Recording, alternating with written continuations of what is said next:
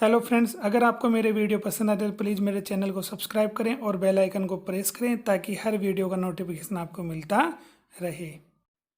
दूसरे चैप्टर में हम दिल्ली सल्तनत पढ़ रहे हैं, जिसमें हमने गुलाम वंश पढ़ा। गुलाम वंश के बाद में हमने खिलजी वंश पढ़ा। उसके बाद में हमने तुगलक वंश पढ़ा। आज हम पढ़ेंगे सैयद वंश और अंतिम जो वंश है लोधी वंश। उसके बाद में सल्तनत कालीन जो प्रशासन है उसका हम अध्ययन करेंगे। तो चलिए, सबसे पहले हम पढ़ रहे हैं सैयद वंश। 1398 ईस्वी में क्या हुआ, भारत का जो उत्तर पश्चिमी क्षेत्र है उस क्षेत्र से तुर्क आक्रमणकारी भारत में प्रवेश करता है, जिसका नाम था तैमूर लंग। तो ये तैमूर लंग जो था, इसने 1398 ईस्वी में भारत पर क्या किया, आक्रमण किया। और आक्रमण करने के बाद में इसने भारत में क्या की, लूटपाट की। तो बहुत सारा धन लूट करके ये वापस अपने साथ लेकर के चला गया। तैमूर लंग ने दिल्ली पर अपना अधिकार कर लिया। तो दिल्ली जो भारत की राजधानी थी उस पर तैमूर लंग का क्या हो गया, अधिकार हो गया। अधिकार होने के बाद में इसने क्या किया, जाते समय इसका जो एक सेनापति था उसका नाम था खिज्र खां। तो जाते समय इसने दिल्ली का जो शासन था वो अपने सेनापति किसको दे दिया, खिज्र खां को सौंप करके चला गया। और खिज्र खां जो था वो निश्चित कर किसे अदा करता था, तैमूर लंग को अदा करता था। तो इस प्रकार से दिल्ली जो क्षेत्र था, इस दिल्ली क्षेत्र पर किसका अधिकार हो गया, खिज्र खां का अधिकार हो गया। तो सैयद वंश की स्थापना करने वाले कौन थे, खिज्र खां, जिन्होंने 1414 ईस्वी में दिल्ली पर कौन से वंश की स्थापना की, सैयद वंश की स्थापना की। शासक बनने के बाद में इन्होंने क्या किया, तो देखो खिज्र खां ने न तो कभी कौन सी उपाधि धारण की, शाह की उपाधि धारण की, और न ही अपने नाम के क्या चलाए, सिक्के चलाए। तो न तो इन्होंने अपने नाम लिखे हुए सिक्के चलाए और न शासक बनने के बाद में शाह की उपाधि धारण की। 1421 ईस्वी में खिज्र खां की क्या हो गई, मृत्यु हो गई। खिज्र खां की मृत्यु होने के बाद में इनका जो पुत्र था जिसका नाम था मुबारक खां, वो क्या बना, शासक। और मुबारक खां ने देखो पिता के विपरीत कौन सी उपाधि धारण की, शाह की उपाधि धारण की। तो इनके पिता ने, खिज्र खां ने, किसी प्रकार की कोई उपाधि धारण नहीं की, शाह की उपाधि धारण नहीं की, लेकिन इनके पुत्र मुबारक खां ने शाह की उपाधि धारण की। इसके बाद में इन्होंने यमुना के किनारे, तो यमुना नदी जो है उस यमुना नदी के किनारे इन्होंने एक शहर बसाया जिसका नाम था मुबारकाबाद। ये मुबारकाबाद इन्हीं के नाम पर बसाया गया था, मुबारक खां के नाम पर। इनके जाने के बाद में सैयद वंश का जो अंतिम शासक आया वो आया अलाउद्दीन आलम शाह। इनको आलम शाह भी बोला जाता है, अलाउद्दीन आलम शाह भी कहते हैं। तो इस प्रकार से आप देख सकते हैं कि सबसे पहले कौन आए, खिज्र खां, जो कि संस्थापक रहे कौन से वंश के, सैयद वंश के। उनके बाद में आए मुबारक खां और अंतिम जो शासक आए उनका नाम था अलाउद्दीन आलम शाह। तो ये हमने पढ़ा सैयद वंश। अब हम पढ़ेंगे लोधी वंश। सैयद वंश के बाद में अगला वंश आता है लोधी वंश। लोधी वंश की स्थापना करने वाले कौन थे, बहलोल लोधी।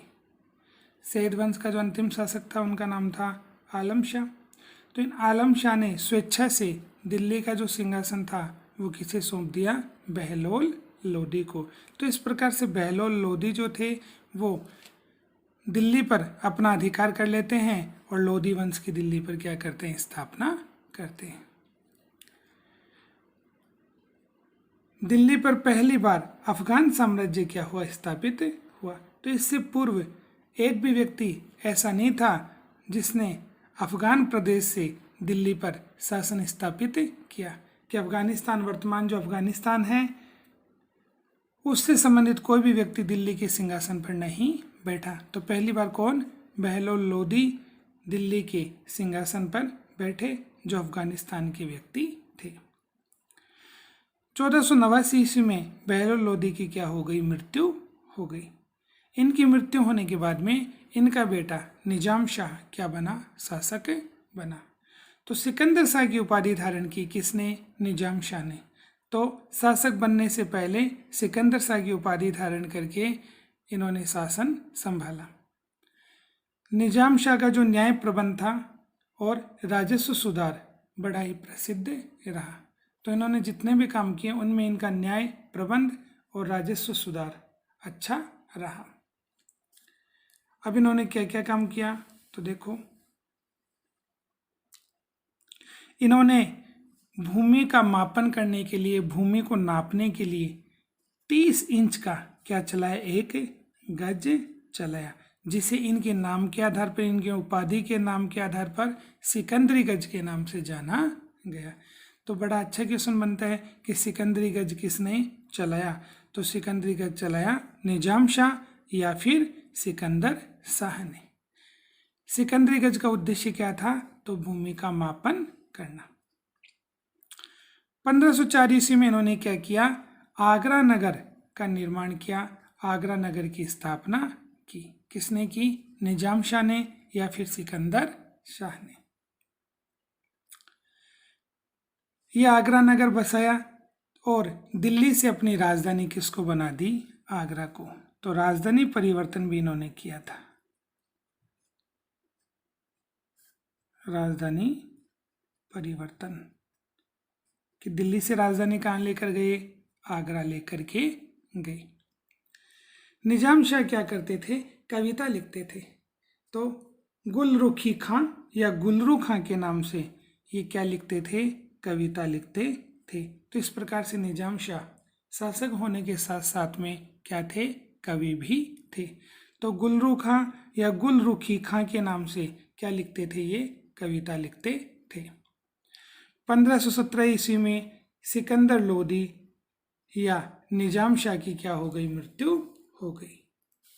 इनकी मृत्यु होने के बाद में इब्राहिम लोदी क्या बने, शासक बने। इन्होंने भी शाह की उपाधि धारण की। अब देखो, राजधानी परिवर्तित हो गई थी, दिल्ली के स्थान पर राजधानी कौन सी हो गई, आगरा हो गई। इसलिए शाह की उपाधि धारण करके इब्राहिम लोदी कहाँ के सिंहासन पर बैठे, तो आगरा के सिंहासन पर बैठे। अब इनके युद्धों की बात कर लें तो एक युद्ध लड़ा गया, खतौली या खातौली का युद्ध। ये खतौली या खातौली कहाँ पर स्थित है, बूंदी में स्थित है। तो राजस्थान में जो बूंदी क्षेत्र है वहाँ पर खतौली का युद्ध हुआ या खातौली का युद्ध हुआ। 1517 या 1518 के मध्य में ये समय इसका माना जाता है। किस किस के मध्य हुआ, तो राणा सांगा और इब्राहिम लोदी के मध्य ये युद्ध हुआ। इस युद्ध में कौन जीता, इस युद्ध में राणा सांगा जीते, इब्राहिम लोदी हार गया। इसके बाद में एक युद्ध और लड़ा गया राणा सांगा और इब्राहिम लोदी के मध्य, जो बांडी युद्ध के नाम से जाना जाता है। समय 1518 ईस्वी। ये बांडी कहाँ पर पड़ता है, तो वर्तमान धौलपुर वाला जो क्षेत्र है वहाँ पर ये बांडी स्थान पड़ता है। और यहाँ पर युद्ध हुआ राणा सांगा और इब्राहिम लोदी के मध्य। और ये युद्ध भी कौन जीत गए, राणा सांगा जीत गए। तो इस प्रकार से इन दोनों युद्धों में किसकी हार हुई, दोनों युद्धों में इब्राहिम लोदी की हार हुई। अब इतिहास में एक प्रसिद्ध युद्ध हुआ जिसे पानीपत का युद्ध कहा जाता है। ये पानीपत नामक स्थान पर हुआ और इस युद्ध का समय हम देखें तो 21 अप्रैल 1526 को ये युद्ध हुआ। अब तक पानीपत के कितने युद्ध हुए हैं, 3 युद्ध हुए हैं, जिनमें से ये पहला युद्ध था, इसलिए पानीपत का इसे प्रथम युद्ध कहा जाता है। किस किस के मध्य हुआ, तो बाबर और इब्राहिम लोदी के मध्य में युद्ध हुआ। इसका परिणाम क्या निकला, तो देखो इसका परिणाम ये निकला कि पहले युद्धों की तरह इब्राहिम लोदी इस युद्ध में भी हार गए और युद्ध में कौन जीत गया, बाबर जीत गया। और बाबर के जीतने से दिल्ली जो सल्तनत थी उससे लोदी वंश तो समाप्त हो गया और उसके स्थान पर एक नए वंश की शुरुआत हुई जो इतिहास में मुगल वंश के नाम से जाना गया। तो इस प्रकार से बाबर ने मुगल वंश की स्थापना की, किसमें? भारत में। तो हमने पढ़ा लोधी वंश, और लोधी वंश को पढ़ने के बाद में आगे हम बात करेंगे सल्तनत कालीन प्रशासन। तो सल्तनत कालीन प्रशासन की बात करें तो सबसे पहली चीज़ है सुल्तान।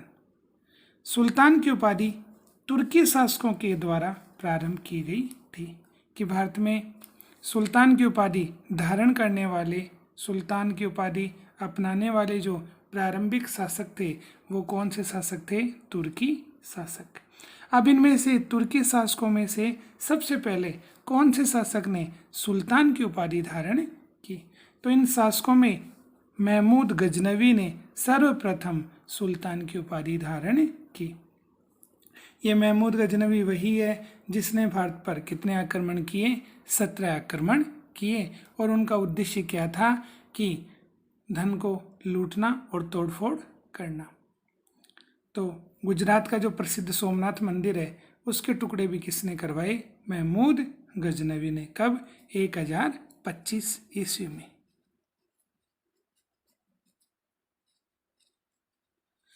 तो महमूद गजनवी वो पहला शासक था जिसने सर्वप्रथम कौन सी उपाधि धारण की? सुल्तान की उपाधि धारण की।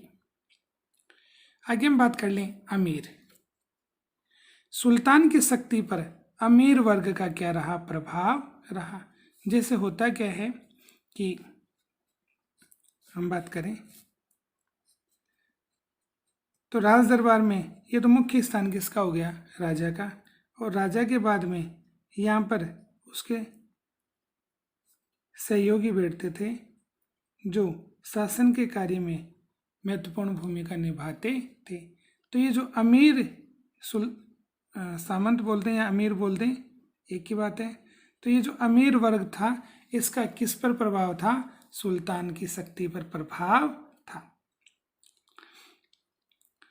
ऐसे ही आपने एक संगठन का नाम सुना होगा जो कि इल्तुतमिश के माध्यम से संचालित हुआ था, जिसका नाम था चहलगानी या तुर्काने चहलगानी।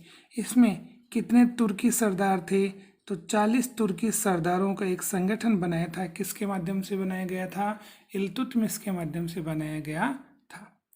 तो ये अमीर जो हुआ करते थे ये तुर्की भी हुआ करते थे, और जो तुर्की नहीं थे उनके माध्यम से भी ये अमीर व्यक्तियों का प्रभाव किसके ऊपर हुआ करता था? सुल्तान के ऊपर हुआ करता था। फिर ऐसे एक संस्था आती है जिसका नाम है मजलिस-ए खलवत। ये मजलिस-ए खलवत क्या थी? तो केंद्रीय मंत्री परिषद कि केंद्र में जो मंत्री परिषद थी वो मजलिस-ए खलवत के नाम से जानी जाती थी। इसमें मुख्य पदाधिकारी जो हुआ करते थे वो थे वजीर, आरिजे मुमालिक, दीवाने इंसा, दीवाने रियासत।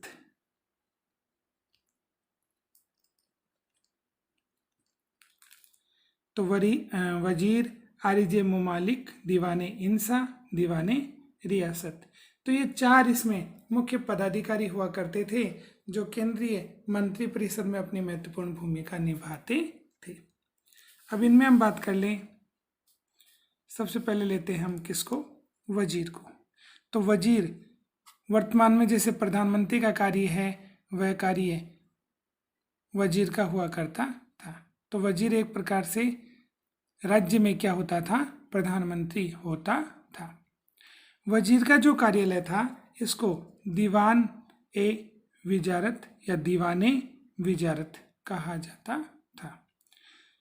तो बड़ा अच्छा क्वेश्चन बनता है कि दीवाने विजारत या दीवान ए विजारत किससे संबंधित कार्यालय है? तो वजीर से संबंधित कार्यालय है। वित्त विभाग का यह अधिकारी हुआ करता था। अब आप इसे वित्त विभाग बोल दें या राजस्व बोल दें, तो सीधी बात एक ही हो रही है कि पैसे कलेक्ट करना ये काम किसका था? वजीर का काम था। तो राजस्व को इकट्ठा करना, वित्त विभाग का पूरा कंट्रोल रखना, ये काम किसका था? वजीर का था, तो इसके कार्यालय को दीवाने विजारत कहा जाता था। इसके बाद में आरिज ए मुमालिक की बात करें तो ये सैन्य विभाग का क्या होता था, प्रमुख होता था। इसके बाद में है दीवाने इंसा। ये दीवाने इंसा शाही पत्र व्यवहार का अधिकारी हुआ करता था। दीवाने इंसा शाही पत्र व्यवहार का अधिकारी हो गया। फिर दीवाने रियासत।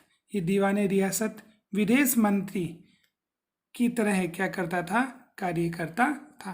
तो अन्य राज्यों से संबंधित निर्णय लेने का जो काम था वो दीवाने रियासत का था। अब बात करें काजी उल कुजात। सुल्तान के बाद न्याय का सर्वोच्च अधिकारी कौन हुआ करता था, काजी उल कुजात। कि न्याय करने में सबसे महत्वपूर्ण भूमिका किसकी होती थी, सुल्तान की। तो एक प्रकार से सर्वोच्च कौन था, सुल्तान था। उसके बाद में सर्वोच्च अधिकारी कौन होता था, तो काजी उल कुजात। फिर है बरीद ए मुमालिक। बरीद ए मुमालिक सूचना विभाग का अधिकारी या फिर गुप्तचर विभाग का अधिकारी हुआ करता था। तो सूचना देना दूसरे राज्य में क्या चल रहा है, इसकी सूचना अपने शासक को देना, अपने सुल्तान को देना, ये काम किसका था, बरीद ए मुमालिक का। अब बात कर लें केंद्रीय प्रशासन की। तो केंद्रीय प्रशासन में हम देखें, केंद्रीय प्रशासन को कई भागों में बांट रखा था। जैसे वर्तमान में जैसे हम बात कर लें भारत है वो कई राज्यों में बटा हुआ है। कई राज्य जो हैं कई जिलों में बटे हुए हैं। कई जिले जो हैं वो तहसील में बटे हुए हैं, और तहसील किस में बटा हुआ है, गांव में बटा हुआ है। तो इसको हम भारत की दृष्टि से देखें तो ये पूरा भारत देश जो है वो किस में बटा हुआ है, सूबा बोल दें या इक्ता बोल दें। इसका मतलब यहाँ पर हो गया किससे है, राज्यों से है। तो भारत राज्य में बटा हुआ है। राज्य किस में बटे हुए हैं, जिले में बटे हुए हैं। जिला किस में बटा हुआ है, जिला तहसील में बटा हुआ है। और तहसील किस में बटी हुई है, गांव में बटी हुई है। उसी प्रकार से केंद्रीय प्रशासन था, और ये केंद्रीय प्रशासन कई इक्ता या सूबे में बटा हुआ था। तो कई इक्ताओं में या सूबों में बटा हुआ था कौन, केंद्रीय प्रशासन। तो दिल्ली की शासन व्यवस्था को कई सूबों में, कई प्रांतों में, कई इक्तों में बांट रखा था। यहाँ शासन करने वाला जो सर्वोच्च अधिकारी होता था उसको नायब, वली या मुफ्ती कहा जाता था। तो जितने भी ये राज्य हुआ करते थे किसके समय में, सल्तनत काल के समय में, वहाँ का शासन वली, मुफ्ती या नायब के माध्यम से संचालित होता था। जितने भी ये सूबे थे या इक्ता जो थे उन्हें जिलों में बांट रखा था, जिसको क्या कहा गया, सिको कहा गया। और यहाँ का जो सर्वोच्च अधिकारी था उसे क्या कहा गया, सिकदार कहा गया। अब जिले से छोटी जो इकाई थी वो थी परगना, जिसे हम वर्तमान में क्या बोलते हैं, तहसील बोलते हैं। और यहाँ का जो सर्वोच्च अधिकारी था वो कौन था, आमिल। परगना किस में बटा हुआ था, गांव। और गांव के जो बड़े बूढ़े जो थे वो शासन व्यवस्था को संभालते थे। इस प्रकार से ये केंद्रीय प्रशासन बटा हुआ था ताकि शासन व्यवस्था अच्छे ढंग से संचालित हो। उसके बाद में हम बात कर लें कर व्यवस्था की। तो देखो मुख्य रूप से ये 4 कर थे, जिसमें खम्स, ये खम्स कौन सा कर था, तो युद्ध के समय लूट के सामान को क्या बोलते थे, खम्स बोलते थे। इससे अभिप्राय ये हुआ कि एक राजा दूसरे राज्य पर क्या करता था, आक्रमण करता था। और आक्रमण करने के बाद में जब वो उस युद्ध में जीत जाता था तो लूट से प्राप्त होने वाला जो सामान था उसे क्या कहा जाता था, खम्स कहा जाता था। एक जो कर था उसको बोलते हैं खराज। ये गैर मुसलमानों से लिया जाने वाला कौन सा कर था, भूमि कर। तो भूमि कर है, ठीक है, कि जो भी किसान थे वो अपनी भूमि पर फसल का उत्पादन करते थे, ठीक है, और कौन से किसानों से ऐसा कर लिया जाता था जो मुस्लिम नहीं थे? तो गैर मुसलमानों से लिया जाने वाला कौन सा कर था? भूमि कर था, जिसे क्या बोलते थे? खराज बोलते थे। इसके बाद में आता है नंबर जकात का। यह मुसलमानों से लिया जाने वाला कैसा कर था? ये धार्मिक कर। इधर नीचे आप देखो जजिया और जकात, तो जय और जय दोनों में जय जय की बात हो रही है ना, तो कैसा कर हो जाएगा? धार्मिक कर। और ये भी कौन सा कर है? धार्मिक कर। फर्क कितना है कि जजिया कर गैर मुसलमानों से लिया जाता था, कहने का मतलब मुसलमानों को छोड़कर बाकी जो भी बच गए, चाहे वो ब्राह्मण हो या अन्य कोई हो, उन सभी से लेने वाला जो कर था वो कौन सा था? जजिया कर था। जबकि जकात जो है वो मुसलमानों से लिया जाता था, अन्य से नहीं लिया जाता था, सिर्फ और सिर्फ किससे लिया जाता था? मुसलमानों से। वो जकात कहलाया। और कैसा कर था? धार्मिक कर, जो 40% हुआ करता था। ऐसे जजिया कर है, और जजिया कर गैर मुसलमानों से लिया जाने वाला कैसा कर था? धार्मिक कर। तो आज हमने पढ़ा कि सल्तनत कालीन प्रशासन किस प्रकार से संचालित होता था। उसमें शासन को एकता में बांट रखा था। एकता जिले में बटा हुआ था, जिला परगना में, और परगना किस में बटा हुआ था? ग्राम में बटा हुआ था। कौन कौन सी कर व्यवस्था थी, ठीक है, और केंद्रीय प्रशासन में कौन कौन से पदाधिकारी मुख्य भूमिका निभाते थे, तो इन सभी चीज़ों का हमने अध्ययन किया है।